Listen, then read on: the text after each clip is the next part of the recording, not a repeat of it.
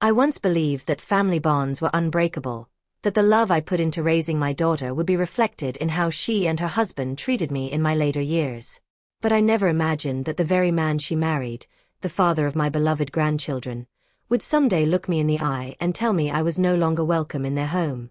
What he didn't know was that I had spent years quietly building a financial safety net, one that could change their lives. And with one phone call that evening, I set into motion a shift that would forever change the course of my family's future. Before we dive back in, let us know where you're tuning in from. If this story resonates with you, don't forget to hit that subscribe button because tomorrow, I've got something even more special lined up just for you. My name is Oilia Nightingale, and at the age of 72, I've come to recognize that life never unfolds the way we expect. You can plan, you can work hard, but in the end, the road you travel is always filled with detours.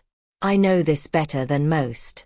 I lost my husband, Theodore, to a sudden heart attack when our daughter Eleanor was only 12. We had a small, modest life together, and it was enough for us. Theodore was a professor of literature at Westfield University, and I ran a cozy bookshop downtown. It wasn't much, but it was ours. When he died, my world shattered. I was left to pick up the pieces, managing the grief of a young girl who had just lost her father while also dealing with a growing stack of medical bills. There were days when it felt impossible, when I'd wonder if I was doing enough. Could I give Eleanor the life she deserved? Could I keep our family's future intact? In the early years, I sold our large house and moved us to a 2-bedroom apartment above the bookshop. Every morning, I woke before dawn to open the shop, prepare inventory, and balance the books, all before I woke Eleanor for school. And when the store closed at night, I'd help her with her homework, pushing through my exhaustion, not wanting her to see the doubts that lingered in my mind. But slowly, over time, the business flourished. I built it up into something I was proud of, expanding into rare editions and educational materials. My efforts paid off, and by the time Eleanor graduated high school, I had not only paid off all our debts but had enough saved to send her to Westfield University without any student loans. "Mom, you've done too much already," she protested when I showed her the college fund. "You should be saving for retirement." "I am," I told her, smiling gently, "but your education is my investment in our future. Your father would have wanted this." Eleanor excelled at university, graduating with honors in business and landing a job at a prestigious marketing firm in the city. I couldn't have been prouder. Then she met Richard Harrington, an architect from a wealthy family. He was handsome, ambitious, and seemed to adore my daughter. Their wedding was grand, funded entirely by Richard's parents, with the implication that my modest contribution wasn't necessary. It irked me a bit, the condescension in her mother's tone when she told me, "Don't worry, Oilia. Just enjoy being the mother of the bride." I let it go. This was Eleanor's day, and nothing would steal her happiness. Years passed, and the joy of being a grandmother arrived with the twins, Lily and Lucas. I was there in the hospital when they were born, and my heart swelled in a way I hadn't felt since Eleanor was placed in my arms. I was determined to be a grandmother who was always there, always present. So when Eleanor asked if I could help with childcare after her maternity leave, I didn't hesitate. I would adjust my shop hours. I could handle it. For 3 years, I split my days between the bookshop and looking after the twins. It was a rhythm I came to treasure. I'd close the shop early, drive to Eleanor and Richard's suburban home, and care for the children until one of them returned from work. I baked cookies from Theodore's old family recipes, read to the children, and taught them their letters and numbers. These were some of the happiest days of my life. But what I didn't realize was that my presence in their lives was starting to create friction with Richard. His comments started small, almost innocuous at first. "The twins are getting too attached to your way of doing things," he remarked one evening as I was preparing to leave. "Is that a bad thing?" I asked lightly. "Well, they live here with us," he responded, "so they should be following our household rules, not Grandma's special exceptions." I nodded, trying to be understanding. "Of course. I respect your rules." But things began to escalate. Richard started rearranging the toys I'd organized with the children, claiming my system made no sense. He questioned the books I read to them, suggesting they were too advanced or not educational enough. He started coming home earlier when I was there, not to help, but to hover and correct me. Eleanor, ever the peacemaker, would try to smooth things over, saying, "You know how architects are. Everything has to be just so." I bit my tongue. I didn't want to cause trouble between them, so I adjusted, becoming increasingly careful about every interaction with the twins when Richard was present. But the tension came to a head when Richard insisted that the twins attend Blue Harbor Academy, an exclusive preschool with eye-watering tuition. "It's the feeder school for Westridge Prep," he said, as though it was self-explanatory. "The right early education sets the foundation for getting into the right colleges." But isn't that a bit young to be mapping out their entire academic future? I asked gently. Richard's expression hardened. "Not if you want them to succeed in today's world." "But the cost," I began. "We can manage," he interrupted. "Eleanor's getting a promotion, and my firm is doing well." I knew better than he realized. I understood their finances because Eleanor still confided in me. I knew the strain they were under with their mortgage, car payments, and the lifestyle Richard insisted they maintain. But before I could say anything, Richard delivered the real blow. "This means we won't need your childcare services anymore. You can go back to your bookshop full-time." The dismissive way he referenced my business, the work that had kept us afloat through all those hard years, stung deeply. But I kept my composure. "If that's what you think is best for the children," I said quietly, excusing myself from their house. Later that night, I overheard Richard speaking to Eleanor, and I wish I hadn't. "Thank God we're finally getting your mother out of our hair," he said, his voice full of disdain. "I'm tired of her old-fashioned ideas influencing the kids." Eleanor's voice was softer, but I could hear the resignation in her words. "Richard, she's been a huge help to us. We couldn't have afforded. We would have figured it out," he interrupted. "Your mother acts like she's indispensable, like we owe her something." "We do owe her," Eleanor insisted, but Richard was adamant. "She's holding you back, holding us back. She doesn't fit with our life anymore." I stood frozen, my hand clutching my cardigan, my heart shattering at the words. Eleanor's response, soft but unmistakable, cut through me.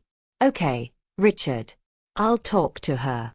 In that moment, I realized something I hadn't wanted to admit. My daughter was choosing her husband's comfort over my place in her life. And that truth, like a knife, sank deep. The following weeks were a blur of silent breakfasts, distant conversations, and a growing sense of exclusion. Eleanor and I used to share everything.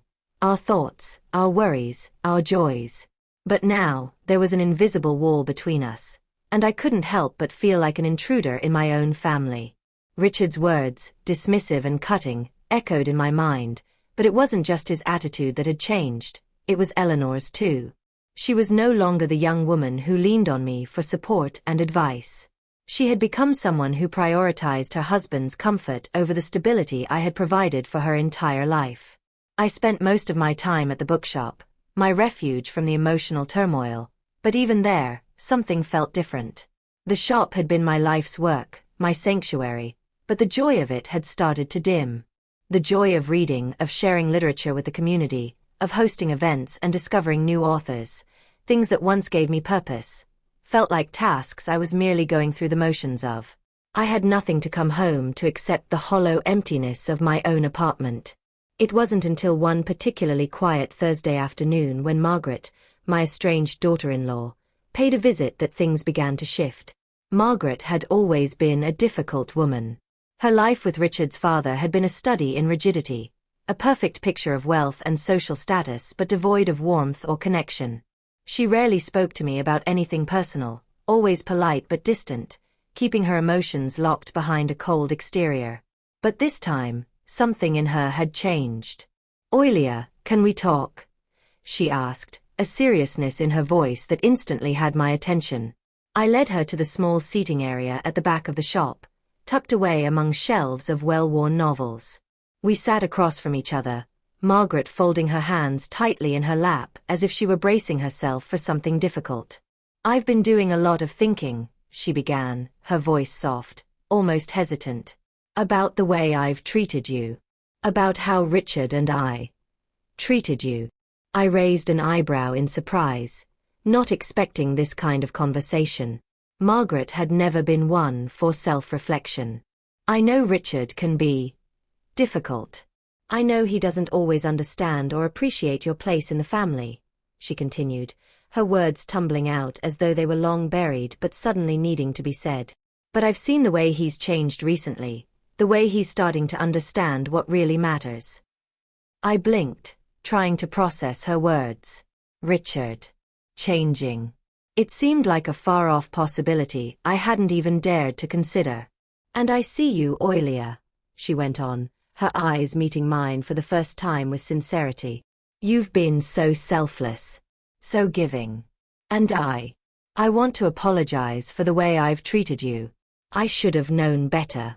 Margaret's apology, while long overdue, was like a weight lifting off my shoulders. I hadn't realized how much I had craved that acknowledgement until it came. Still, I was cautious. What exactly are you saying? I asked gently. I want to make amends, she said. I'm setting aside some money. For the twins, for their education. For you, Oilia. I want you to be a part of their lives. I want to make sure that they grow up understanding the value of family. Real family, not just appearances. That's what you've taught me. That's what I see now. Her words struck me like a sudden gust of wind, uprooting my thoughts. I was too stunned to speak for a moment, my mind spinning with the implications of her offer. Are you saying you want to help with the college funds? I asked, my voice thick with emotion. I want to do more than that, Margaret replied. I want to help you continue the work you've started, Oilia. The bookshop, the foundation, everything that's important to you. I see now how much that means. And I want to support it. I want to help you build a future for the twins that's more than just academic achievement. I want them to learn what it means to be compassionate, to be kind. It took me a moment to fully absorb what Margaret was saying. Could this really be happening? After all the years of tension, of misunderstandings and unspoken grievances, was it possible that someone I'd never expected, was finally reaching out to make things right? You don't have to do this, I said, my voice shaking. You don't owe me anything. Margaret shook her head. No, Oilia. I do. I've seen the way you've sacrificed for the twins, for Eleanor, for Richard. You've given everything, and I want to give something back. I want to help. I sat back in my chair, my mind racing. It felt like a lifeline had been thrown to me in the middle of a storm I hadn't known how to escape. Margaret's offer was an unexpected turn of events, but I could feel the sincerity behind it. Maybe this was the moment I had been waiting for, the chance to heal, to bridge the gap between the generations, to create something lasting for my grandchildren. But there was still one thing left unsaid, one person I needed to confront, Richard. It was a few days later when I finally saw Richard again. The timing wasn't ideal. There never really was a perfect time to have the kind of conversation I knew was coming, but I couldn't delay it any longer. His phone call had come while I was organizing the new book arrivals at Night Andale Books. He wanted to meet. I agreed without hesitation, unsure of what I was walking into but certain it needed to happen. When he arrived, there was a palpable awkwardness between us. The air felt thick with unspoken words, emotions long buried beneath the surface of our family dynamics. He walked into the shop with his usual precision, his posture straight, his gaze scanning the space as if he were measuring everything in it, just like the architect he was. Good afternoon, I greeted, trying to keep my tone neutral but warm. Hello, Oilia, he replied, his voice low and formal. He was hesitant, clearly uncertain of where this conversation would lead. He always had been like that, a man of control, afraid of letting go, even for a moment. I gestured for him to sit at the small table near the window, where the afternoon light filtered through the shop's front glass. There was a moment of uncomfortable silence. I didn't want to rush this. He needed to hear me, just as much as I needed to hear him. I could see that he was trying to figure out what to say first, but I knew the conversation had to begin with me, not him. I spoke with Margaret the other day. I began, my voice steady but soft. She's apologized. For her part in everything. For the way we've all been distant. Richard's eyes flickered with surprise, though he quickly masked it with a stoic expression. Margaret apologized, he asked, his voice tinged with disbelief. Yes. And she's made a commitment to help support the twins' education. She's also decided to help fund the foundation, to ensure that the work I've started, what we've all started, continues. She wants to honor Theodore's memory and the values that we've been trying to instill. I could see Richard processing this, his mind clearly working over the implications of what I'd just shared. But it was the next words that followed that made his gaze sharpen, like he'd just noticed something that had slipped under his radar. You don't think I've been trying to do the same, do you? His voice was quieter now, less guarded, and I could hear the vulnerability creeping in. I've been trying, Oilia. In my own way. I studied his face, unsure of how to respond. There had been so many attempts to break through his walls, so many moments where I had hoped he might see the bigger picture. But this time, something felt different. There was an honesty in his voice that wasn't there before. I know you've been trying, I said carefully, watching for his reaction. But sometimes, Richard, trying isn't enough. You've been doing it your way, the way that works for you, the way you've always known. And that's fine. But it doesn't work for Eleanor or the kids. You've made it about achievement, about appearance, about control. And it's been damaging, even if you didn't see it. Richard flinched, but he didn't interrupt. He simply sat there, his eyes fixed on the table in front of him, as if he were willing to let my words sink in. Eleanor has changed, I continued, my voice gentler now. She's finding her voice again. And you're seeing that, right? She's not just your wife. She's a person with her own dreams, her own needs. She wants something different for the kids than what you've given them. And she's asking for help. Help that you're not giving her, not in the way she needs. I let that hang in the air, hoping he would hear me. He was quiet for a long moment, his gaze still fixed on the table, his fingers tapping nervously against the wood. I've been so focused on the future, he murmured finally, as though speaking the words for the first time. I've been trying to build something lasting. A legacy. But I've lost sight of the people I'm supposed to be building it for. My children. Eleanor. You. I don't want you to lose them, Richard, I said softly. Not like this. The future isn't just about what we leave behind. It's about how we live now. How we connect, how we love.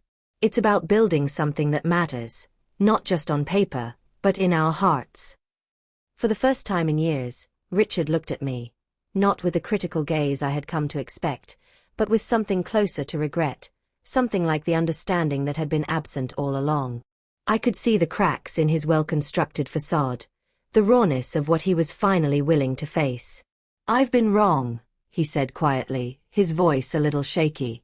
I've been focused on the wrong things. But I don't know how to fix it. I don't know where to start. You're starting right here, I replied, my voice filled with conviction. You're acknowledging it. That's a huge step. He nodded slowly, as if the weight of his own words was finally settling into place. I don't want to keep making the same mistakes. I don't want to push Eleanor away anymore. I want to be there for her. For the kids. I don't know if I can fix everything, but I'll try. I think that's all anyone can ask for, I said softly. That you try. But you can't do it alone. You have to let people in, let Eleanor in, let the kids in. And you have to listen. Really listen. He was quiet for a long time, then he stood up, his expression softer now. He looked at me for a moment before giving me a small nod. Thank you, Oilia, for not giving up on me. On us. I nodded back, feeling a sense of peace wash over me that I hadn't felt in months. We weren't there yet, not by a long shot. But we were on the path to something better. The conversation with Richard had set something in motion that I hadn't expected. Hope. The kind of hope that had once been a distant dream, buried beneath years of frustration and disappointment. But hope, like everything else, required time. Change wasn't going to happen overnight. But this felt like the first real step toward healing. That evening, Eleanor and I sat together in the quiet of the bookshop, a gentle calm settling over us as we spoke about the foundation and the work ahead. She shared her thoughts on the next steps for the foundation, the upcoming scholarship ceremony, and the children's progress at school. She was more relaxed, more confident in her role than I had seen her in a long time. Richard had come a long way in a short time, but he still had a long road ahead. And so did we. The dynamics of our family, once fractured beyond recognition, were slowly beginning to heal. Not because we had all the answers, but because we were finally learning how to be real with each other. To communicate. To listen. To love without expectations. The future was uncertain, but for the first time in years, it felt like it might just be a future worth fighting for. The weeks that followed Richard's conversation with me marked the beginning of what would be a long, difficult journey for him, and for all of us. It wasn't easy to change decades of ingrained behavior, especially when it came to the way he had been taught to view success, achievement, and family. But the first glimmer of hope that had emerged during that difficult conversation now needed to be nurtured with patience, understanding, and continued effort. Eleanor and I continued to support each other as we navigated this new chapter. For her, this meant finding a balance between the life she had once known and the one she was trying to build for herself, for the twins, and for the foundation. Richard's newfound willingness to engage was encouraging, but there were still moments when his old habits resurfaced, moments when his desire for control or perfection crept back in. He was trying, but old patterns were hard to break. Family therapy, which had initially felt like a forced compromise, began to feel more like a necessity. It wasn't always easy, and there were days when we all left Dr. Abernathy's office feeling emotionally drained, but slowly, Richard started to open up. Slowly, he began to acknowledge that his rigid worldview wasn't the only way to approach family life. He began to recognize the emotional cost of his perfectionism, not just for him, but for his children and Eleanor. I remember one particular therapy session when Richard, who had always been so reticent to show vulnerability, opened up about his relationship with his father, John Harrington. "I spent my whole life trying to earn his approval," Richard admitted quietly, the words clearly weighing heavy on him. "Trying to prove that I was worth something. Worth more than he ever thought I was." His voice broke slightly, and for the first time in all the years I had known him, there was no mask, no control, no facade, just a man who had been running from his past for far too long. Eleanor, who had always been the more emotionally perceptive of the two, gently reached out and squeezed his hand. "You don't need to prove yourself anymore, Richard," she said, her voice a mixture of tenderness and strength. "We see you. All of you. And that's enough." It was a quiet breakthrough, one that didn't come with fireworks or dramatic gestures, but it was real. And for Richard, it was a pivotal moment. He began to let go, piece by piece, of the emotional armor he had built around himself. And in doing so, he started to see his children in a new light. He started to understand that their worth wasn't defined by how much they could achieve, how well they performed, or how much they resembled his idea of success. They were individuals, with their own dreams, hopes, and feelings, and he had to start listening to those things. The twins, too, began to show subtle signs of growth. Lucas, who had always been anxious and unsure of himself, started to embrace his creativity in ways that surprised even me. I watched one afternoon as he carefully built an intricate structure with blocks in the bookshop, explaining how the different parts of the structure supported each other. "This is how buildings stand up," he said, his eyes bright with excitement. "You have to make sure the foundation is strong." I couldn't help but smile. In some ways, he was building his own foundation too, one that was grounded in his unique gifts, not in the expectations Richard had once placed on him. Lily, ever the sensitive soul, was more attuned to the emotional shifts happening around her. She had always been the more perceptive of the two, but now, she seemed to be finding her own voice as well. I watched her carefully select books for the younger children during story hour, making sure that each one was just the right fit for the group. She was blossoming in her own quiet way, her empathy and creativity finding space to grow. As the months passed, Richard's involvement in the foundation deepened. What had started as a gesture to improve the family's image had slowly transformed into something more meaningful. He began to see the value in the work we were doing, helping students pursue their education, supporting literary programs, and creating opportunities for kids who otherwise wouldn't have access to the same resources. His design work had contributed to the expansion of Nightingale books, and he had volunteered to help with the scholarship ceremony planning, something I never would have expected from him just a few months ago. Yet, the true test of his growth came one evening when we sat down to review the speeches for the upcoming scholarship ceremony. It was just the three of us, Eleanor, Richard, and me, sitting around the small kitchen table, the twins already in bed. Richard had prepared his remarks, as he had promised, and he handed them over to us with a rare look of uncertainty in his eyes. "Do you think this is okay?" he asked, his voice quieter than usual. "I want to make sure I get this right." Eleanor took the papers first, reading through them carefully. She paused, then looked up at Richard. "I think it's perfect," she said, her voice warm with affection.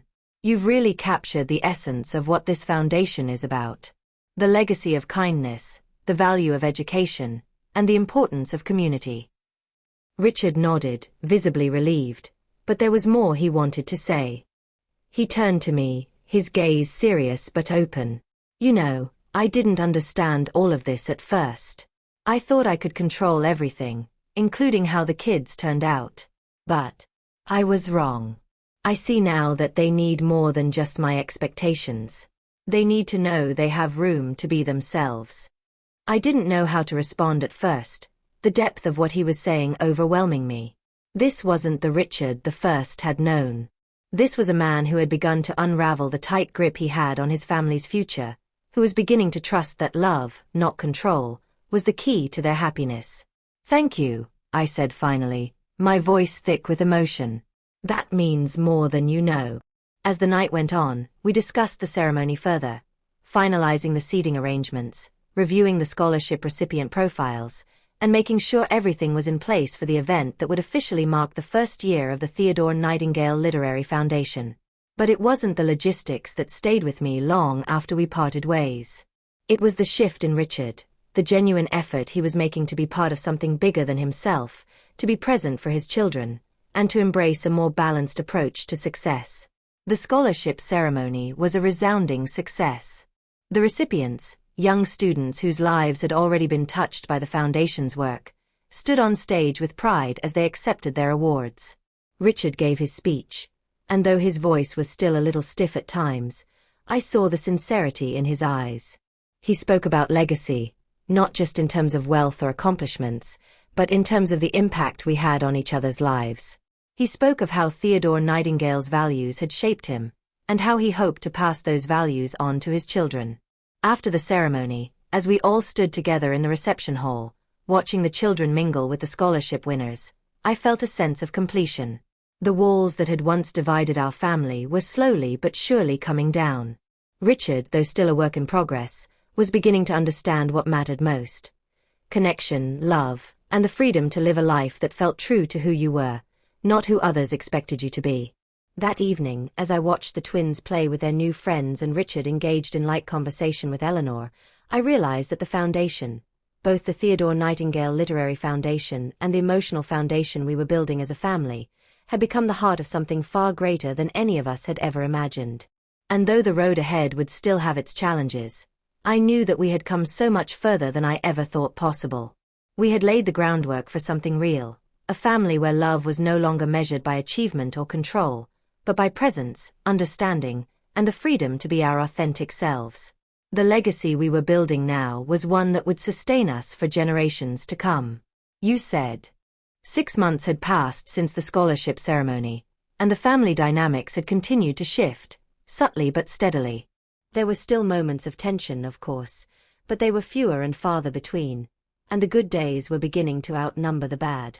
The shifts we had all been working toward, through therapy, through difficult conversations, and through the steady commitment to change, were starting to show their lasting effects. Night Andale Books had grown exponentially in the months since its renovation. The space was no longer just a bookshop. It had transformed into a hub for community engagement. The cafe was always full, and the children's corner, designed with warm, inviting colors and cozy seating, was a favorite for families. The foundation had grown as well, thanks to Margaret's continued support and Richard's newfound involvement. The scholarship programs had expanded, and we were able to award more students, each with their own story of perseverance and hope. It was an unusually warm Saturday afternoon when the next major step in our family's journey took place. The twins were playing in the bookshop, their laughter filling the air as they picked out new books from the shelves to share with each other. Eleanor and I were in the back office, working through some administrative tasks for the foundation, when Richard entered the room, looking a little more relaxed than usual. He'd always been a man of few words, but lately, there seemed to be more space for him to express his thoughts.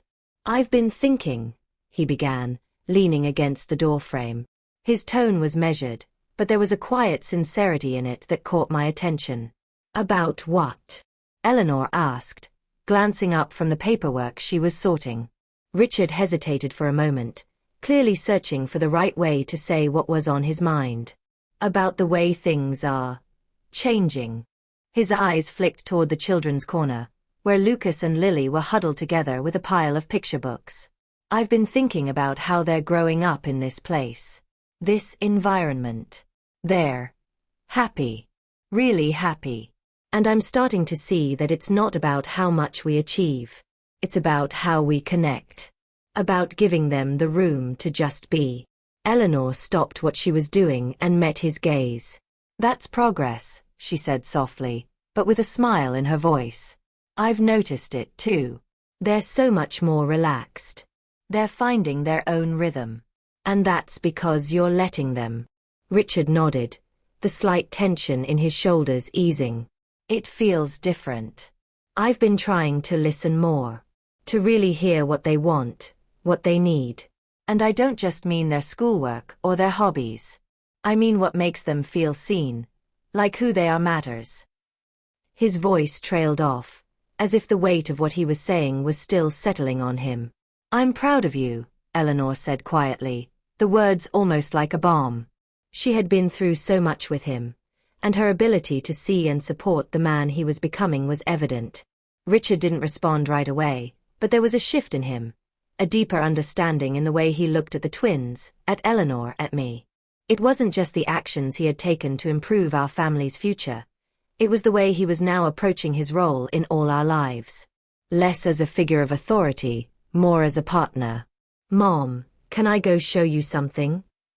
Lucas's voice cut through the moment, and both of us turned to see him standing in the doorway, holding a stack of books. "What is it, sweetheart?" I asked, my heart warming at the sight of him. There was a sparkle in his eyes, a mix of curiosity and excitement that reminded me of Theodore at his age. "It's my project. I finished it today at school. I made a model of a building. Like Dad." He held up a small cardboard structure, intricately detailed with paint and cut-out windows. I smiled and motioned for him to bring it over. "I'd love to see it, Lucas." As he walked over, Richard stood a little straighter, his gaze focused on the model. There was something in his eyes, pride perhaps or awe, that I hadn't seen before. He crouched down beside Lucas and examined the structure. "You built this?" Richard asked, his voice filled with genuine admiration. "Yep," Lucas said, beaming. "I used the same ideas you taught me. The columns here hold the roof up, and the windows let the light in. Just like the buildings you make." Richard's face softened, his expression no longer tight or defensive, but open. "That's very impressive, son. You've got a great eye for design." "I want to be an architect like you when I grow up," Lucas declared with certainty. "I think you've got the talent for it," Richard replied, a smile tugging at his lips. It was such a small moment, a fleeting exchange between father and son, but it was profound. For the first time, Richard wasn't looking at Lucas through the lens of what he should achieve, but rather, he was seeing him for who he was, a creative, thoughtful, inquisitive child with his own potential, his own path to follow. As the afternoon continued, Richard helped Lucas with a few details of his model, offering gentle suggestions instead of taking over. I noticed Eleanor watching them with a mixture of hope and relief. This was the Richard she had always hoped for, present, engaged, and willing to let go of control, even just a little.